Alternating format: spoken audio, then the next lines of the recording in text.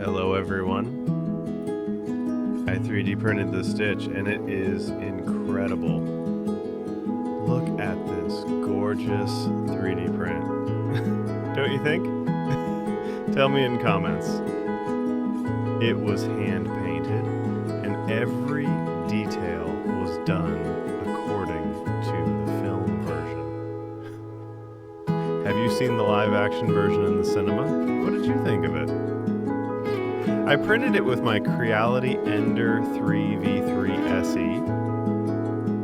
And as for the filament, I used Polymaker's Polyterra cotton white filament, which is very good quality. I've never been disappointed with this brand. Likes, comments, and shares. See you soon.